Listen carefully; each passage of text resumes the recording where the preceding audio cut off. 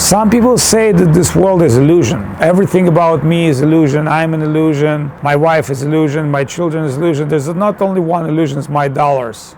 They're the real. Because as much as people deny certain things, they will never deny things that affect their own personal existence, just like money or energy. Therefore, what we can say, this world is real because we call it virtual reality. It's reality, but virtual. So when you go to internet, it's the real world of internet and the real characters and the real information, but we call it virtual reality. So the world we're living in called material reality and multidimensional reality as well. You have internet here, you have here different dimensions, different planets, different living beings. Ghosts are another realities, and it's very difficult to deal with all these realities until you can experience them. But if you have a mobile phone, you can experience the reception, the Wi-Fi, the apps, YouTube, etc. If you don't have a mobile phone, maybe YouTube does not exist for you. Some people living on some island near Indonesia until 20th century thought they're the only beings living in this world. Just because they haven't met anyone, they didn't have any opportunity for exchange of information. So you can't blame those people. You can't say, oh, they're ignorant. Their consciousness was not uplifted. They could not understand the world they lived in. But they lived and they believed in certain things until they met people who explained them. Sorry guys, you're not alone in this world. So people believe in aliens. These aliens exist or not. Of course, everything exists. But the question is not of multidimensional reality that we live in. This question is who we are.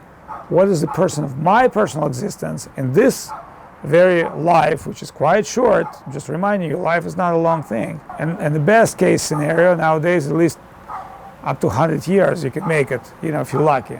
Most people not going to make it that long, especially in modern condition. So in such a short life, you have to figure out important things. What is important for you? What did you understood in this life?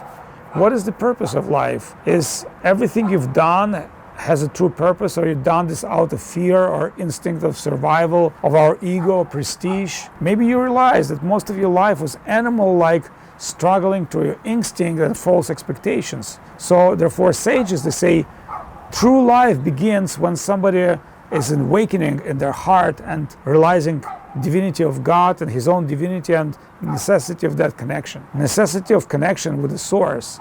That's what gives to our life true meaning. And that's what we're all trying to practice, to establish our own unconditional, unflinchable connection with Supreme Lord. That's called Bhakti Yoga.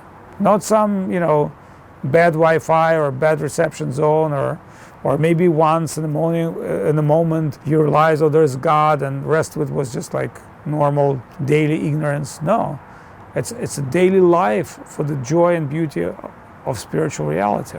And Krishna is beautiful, dancing being. He's Supreme Lord. It's very difficult to understand Krishna, but we'll talk about that in our next conversations.